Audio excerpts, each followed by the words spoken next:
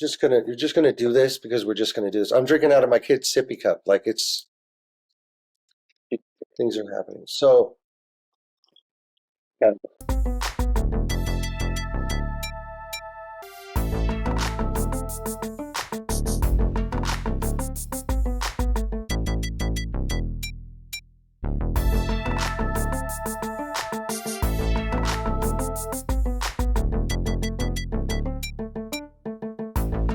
let's talk some Lakers.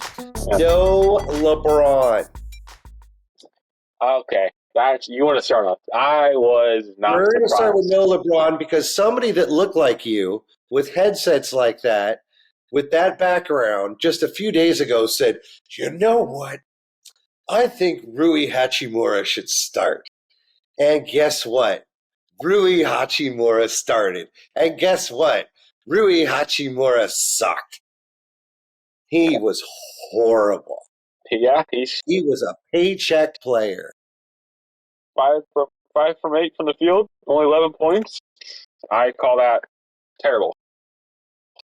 Didn't even try. Yeah, no. Just collecting the paycheck. Sounds like he's going to get traded. To me, he might. the only person trying to save their job is D'Lo. Oddly enough. So Rui starts, and Rui's a huge disappointment. But I did notice at the beginning of the first quarter that AD is very smooth with his mid range. I do like to see. I do think AD is developing his shot. Believe it or not, it looks better than it's ever looked. Your thoughts? Like I said last time, we're seeing 2020 AD again. We're not seeing the new AD we had last year. We're seeing a better AD now, so it's changing.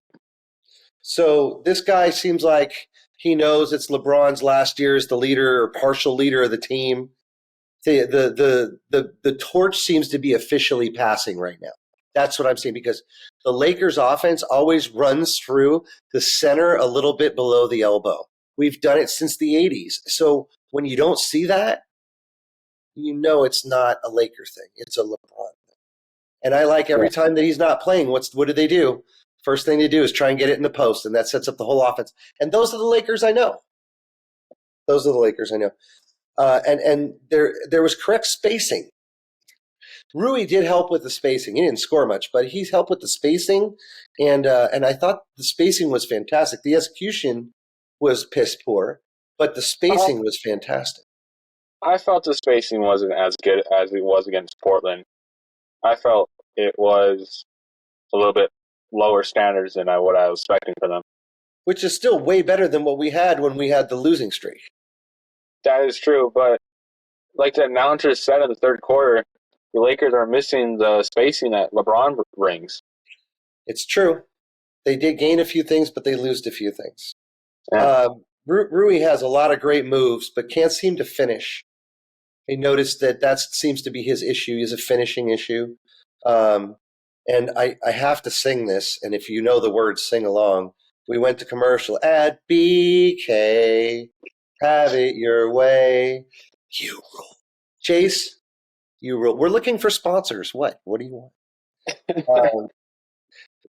Right in the middle of the first quarter, when I started to feel really down about this Laker game, Russell Westbrook had like one of those horrible shots that looks like, somebody who's never played before had. And all of a sudden I felt better about myself. Well, I was like, there's Westbrook. Yeah. I'm going to expand the Brick nickname because maybe Westbrick is unfair to some of our viewers. That's fine. I will add one for us. Vander-Brick. I'm really not liking the Vandalorian anymore. I love the nickname. I'm a big Mandalorian fan. But this guy has no shooting mechanics. I know what bad mechanics look like. This guy has no mechanics. Yeah. And he's just a liability now. Everybody knows. He worked last year, but he can't hit a three. He can't even hit the rim. He only shot 1 of 3 the whole game and then 4 of 10 from the field. It's terrible. So if you can't shoot, you're a liability, you're on the trading block. And that's one of the guys that I feel is going, is Vander-Brick. He strikes again and again and again. He's 6'10", he's young. He's not a win now player. And we need a win now player. I think he's staying. I think he's going to stay. I don't think he has the value anymore. I'll tell you who does. I'm going to have a little wordplay with you. Cam Reddish getting hottish. Because Cam started lighting up the first quarter and he was scoring, he was passing, he was playing defense, he was hitting free throws, he was hitting three-pointers. Cam came alive without LeBron, and I felt like, to be honest with you, I felt like this game was kind of a tryout for people in some ways. Like, what are you going to do without LeBron? Yeah. And Cam, I thought, stepped up. No, he did. Cam stepped up. Yeah, 9 points this game, so I'd say that's better than last game. And there's so much else on the stat sheet that doesn't even make the stat sheet that pulls in. Low turnovers, high production. I'm sure his plus minus was fantastic. Yeah, pretty good. I just really feel like Cam is one of those guys that they've wanted for a long time. They're going to work with, and he's going to be a Laker for a long time. Yeah, he'll stay there. He'll be a good small forward for them. See Wood and see the offense work. Christian Wood, bro, my hat's off to that guy. Woo! He is an offensive artist, and he's not afraid. And he's only 6'9", so I thought he was taller than that. It just really gives him an edge, and I like his defense. I like his offense. I like his transition. I like everything about this Christian Wood kid, and I just think it's going to get better for him. He did good on getting the rebounds for offense and assisting, but he didn't really score much. I want to see more scoring from him. That really would have helped them win. I thought he scored when nobody else knew how to generate a shot. He would dribble drive into the lane and create something. And basically, when you break the defense down, you're doing what LeBron does. So I think this guy wants to put on another 20 pounds and see what he can do, because he's not a fully developed player. And I know Darvin Ham's been working with him since the Bucks. But I just think this is another kid that's going to be a Laker for a really long time. He's young. He's a great stretch five. He's just a great stretch five. He is, but I don't think the Lakers will keep him. I think the Lakers are going to put him on the trade block and trade him away to someone else. That would be sad. I would be sad. It's possible. The Lakers, I think they'd rather just get rid of him and find someone else that's a little bit taller who does the same things. Well, who did we have last year that was his position? His name started with a W. I forget. He was an international player. He's from Africa. I cannot remember either. Played power forward. We said his name a million times. Wenyan Gabriel. Oh. Wenyan and C. Wood kind of have the same game. So I understand that they are interchangeable. But this Christian Wood guy seems to be playing 5 and AD plays the 4. And they seem to have great chemistry. So I think if AD likes him, he's going to stick around, because they're not going to put Jackson Hayes back. Yeah. I think they should. I think they should have started Woods instead of Prince today on that game, because that was a terrible call to start Prince. They should have started Woods right away. Prince was silent for the whole first half. It was crazy. Yeah. I did like at the end of the first quarter, though, that Vando denied Kawhi the ball when Westbrook was trying to get the entrance pass, and Vander-Brick would not let him get the pass. And yes, Westbrook hit a 3, but Westbrook doesn't make a lot of those. So I thought it was a great play and it was the Vando we've seen before, leading me to think maybe he's still injured, and this is just him at 75, 80%. Yeah. Well, he did good against the defense, I would say. Defense did good. We start off the second quarter with Rui doing a LeBron impression and drives the lane and dunks the ball and doesn't worry about anybody in his way, like you said, running, using your weight correctly. And and for a second there, it looked like he was going to do great, and then he just disappeared. Yeah. No. I don't know.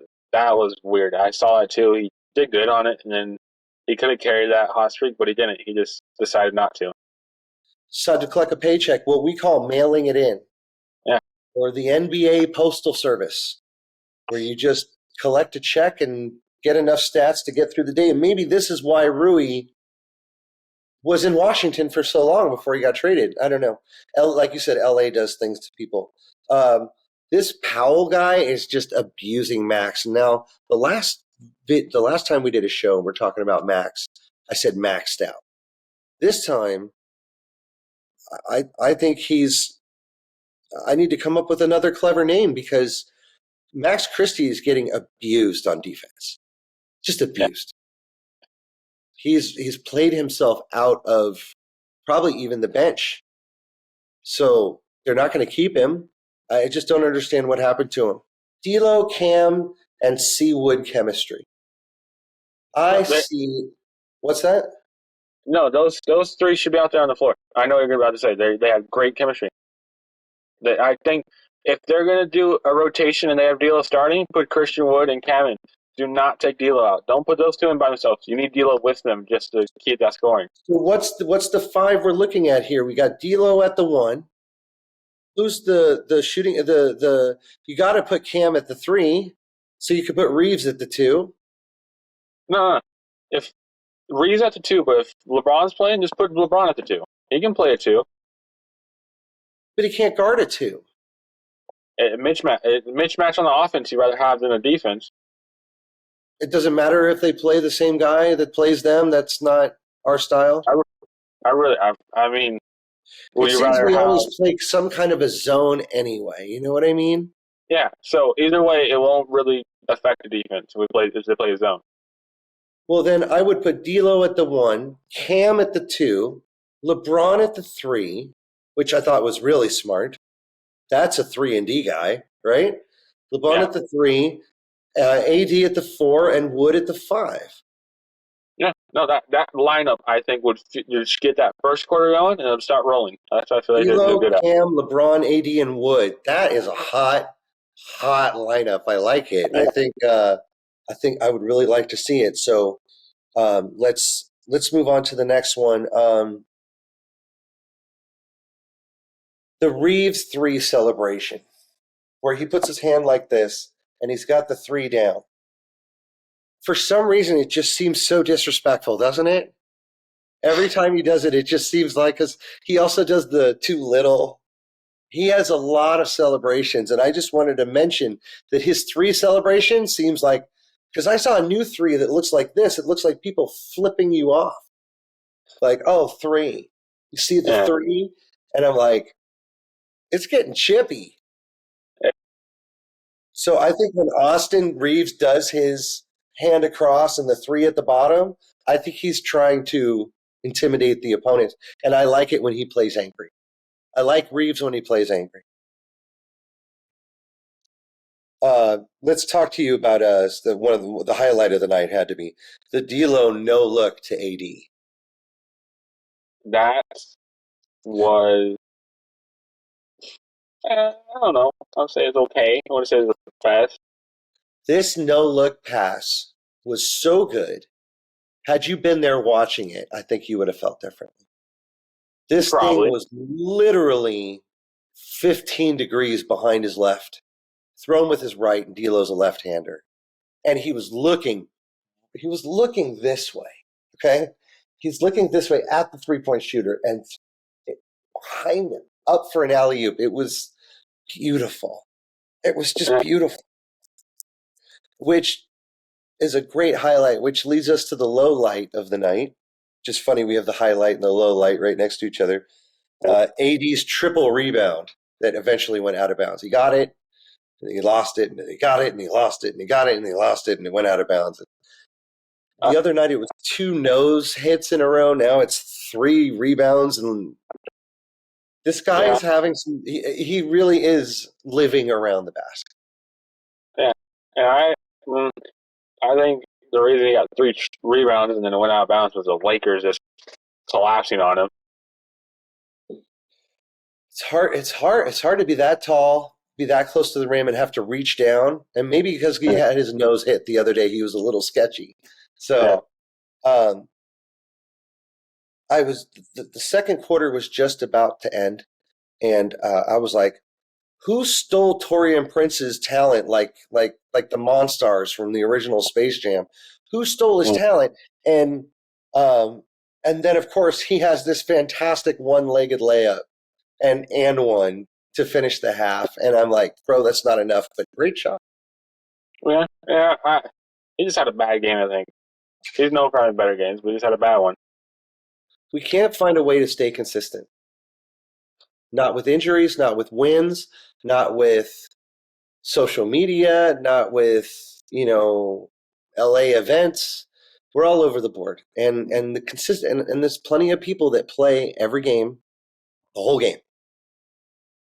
And if you train for 5 quarters like Kobe does, 4 quarters isn't that bad. So I think it's a lack of training going on, honestly.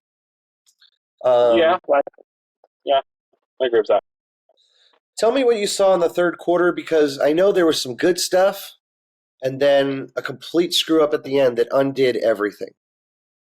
What did you see in the third quarter that caught your attention? In the third quarter, I would see. I would just see. I think the Lakers. Well, I think Kawhi was just overrunning the Lakers. That's what was the cause of the third quarter, just being a. Well, we were down a lot, and then the third quarter we came back and evened it up. But with about 2 minutes to go in the third quarter, we let it go, and it fell to a 15-point deficit again. Yeah. So starting out the third, it was going good. You guys came out fire. We just came out firing, going at it, and then before the third quarter ends, Kawhi just somehow finds something himself and just starts going. I like you said, came out firing. I think D'Lo had a couple interviews where you're like, "What's the answer to why you're doing so good?" And he says, "We're just attacking." And I think we need a more of an attack mentality. I think that's when we're going to win, because the third quarter to me was a wash. We were down 10, 12, 15 when it started. We were down 10, 12, 15 when it ended. Yeah. And that didn't make a lot of sense to me. Now, the fourth quarter, Prince starts to light it up. Here comes Prince. And he's hitting threes, and his mechanics look really solid. I love his mechanics. When he makes a three, you know it's going to go. Yeah, no, he was doing good, but in my opinion, I think it was just maybe a tad late for him to start showing off. Okay. I think if he would have came in third quarter, I think it would have been better. Yeah, but he doesn't seem to – it never seems to happen at the right time for us this year. My next note is another funny wordplay joke. Vander built for defense only. And here we go again. I know it's my note, and I keep doing it, but they have figured out this blueprint, and they just won't even guard Vanderbilt. And it creates so many problems for everybody else. And just when I figure we can be done with him, Reddish gets hurtish. And it's the same injury he went out for last time. Yeah. And there goes our whole lineup, our whole process. And there went the whole game, and it became garbage time. Russell Westbrook was playing without a shoe and making shots. But she should try and do more often. Yeah. I call him Shoeless Russell. Yeah, Shoeless Russell Westbrook. And you know what? Good for him. They did that without Zoo. Yeah, without Zubac, too. If they had Zubac, this game would have probably been maybe a blowout. Way worse. Yes, way worse. Or was it that the Clippers were a different team without their big five in the middle? Because now they played like a Sean Marion, Phoenix Suns type of center, like a 6'9", 6'10". They did start off small. That's true. They did start off small. And you said that we made the switch from the 2-3 to the 3-2 defense. And now I understand why we don't play the 3-2 defense. Yeah. We don't have the personnel. And so this to me, and this because I learned this from you, and this to me signifies why we need to make a trade for a Dijounte Murray. Yeah. A perimeter defender. Dijounte Murray will guard the perimeter. If we do pick up somebody like a Zach LaVine, we're going to get worse at defense, and it's not going to matter what we do. So I understand, the guy we played, the Brogdon, and there's a few other guys we like, but I still think Dijounte Murray is the one that's going to come to the Lakers because our perimeter D is just horrible. And if we had Dijounte Murray, not only would he be good, but it would change the lineup, and now we would have D'Lo at the 1, Dijounte at the 2, LeBron at the 3, AD at the 4, and Christian at the 5. If we had our now that's a lineup we can where Cam comes in for Dijounte and backs him up. It's fantastic. Dijounte Murray would be good, but also Russell D'Lo can't cover the perimeter very well, in my opinion. Well, I also don't think he has anybody to learn from. Who covers the perimeter well on the Lakers? No one. There's really no one. Yeah. Reeves kind of did okay. AD? LeBron? No. Maybe the G League guys. Yeah. I just don't. What I'm saying is he doesn't have anybody to learn from. If Dijounte was the 2 and D'Lo was the 1, Dijounte would tell D'Lo where to be to get an advantage and what to do and to understand, because Dijonte's a leader. Mm-hmm. And D'Lo's more of an offensive organizer than a leader. You know what I mean? He's an entertainer. What we're missing is a solid 2 that can play. Yeah. Kobe played D on the number 1 guy every night. Yeah. He's a great perimeter defender. He's a great down low defender. And you play two-way ball. And this is why I really feel like now, more than ever, that Dijounte Murray, as soon as I hear reports that the Lakers are not talking to the Hawks anymore, I feel like it's child psychology. We're not talking to anybody anymore. Nope, not me. Yeah, no. Now I believe it. I believe it. Well, I think also the reason they're putting D'Lo on the trade block is his perimeter defense. That's the reason, too. I think he knows that he doesn't have to play defense to get a big contract. I don't think D'Lo is a championship guy. I think D'Lo is happy making $20 million, $40 million, $60 million long term and retiring and opening a car dealership. I do not see him needing to win a championship. Like Rondo had to win a championship. Kobe had to win a championship. LeBron will win anything you put championship on. It all goes back to your Lakers are a bored 7-year-old comments. If there's nothing to win, we're not going to see it. We are a playoff built team. We don't care about the regular season. So what we need is somebody that can get us through, somebody that can cover their number 1 guy every night. And we're going to trade for Dijounte Murray. I know we are. The question is what do we give up? We give up a first. We give up a Seawood, a Rui, and a Reeves? I don't think so. I think it's only going to cost us 2 players. And I think I know those 2 players. It's going to be Reeves. Reeves is for sure going to be in there. Yeah, I agree now. I see that now. And then I think it might just be gone. I think I would like to see him gone, but I think a lot of people are actually looking for Max Christie as a throw-in. So I'm thinking is you get a D'Lo and a Reeves and a first rounder. I think that's what they're looking for. But we don't want to break up our backcourt, so they'll end up taking like Reeves, Rui, a first and a second to compensate for the D'Lo, because I don't think they want him. There's going to be teams that want D'Lo. I think they're going to still look around until the trade deadline. But I don't think the Hawks want him. I think you've already got Trey. You don't need D'Lo. They don't. The Hawks won't need him. But I think we should be expecting Reeves. You're saying if there's a 3-team trade. Yeah, they're probably will go somewhere else. Yeah, and as a way to alleviate the financial gap. Yeah, sure. I'll take that. Let's talk about a different trade. Yeah. Getting the offense from one player, getting the defense from the other player, and grabbing a DeMar DeRozan and an Alex Caruso. Still giving up a Reeves, still giving up draft picks, possibly a D'Lo. I don't think we'll have to do it at that point. I think maybe a Reeves and maybe a Rui. Maybe they'd be interested to try. I just think that if you put we had DeRozan on our team to shoot. It would help. We could just pass it to him every time. AD would never have to shoot again. Mm-hmm. Just pass it to DeRozan. Yeah. This is the trade I want to see. I know Dijounte Murray is a trade that's going to happen, but I want to see DeRozan and Caruso on the Lakers to even out everything. And if DeRozan is on the court, he doesn't even have to work. Just spot up and wait for the ball. Am I right or am I wrong? You're right. He won't have to move around much. He won't get hurt. Yeah. Play a little perimeter defense, but if you can't do that, that's why we have Caruso in the deal. Yeah. Better three-point shooter. Of course, when he drives the lane, he is the Caruso.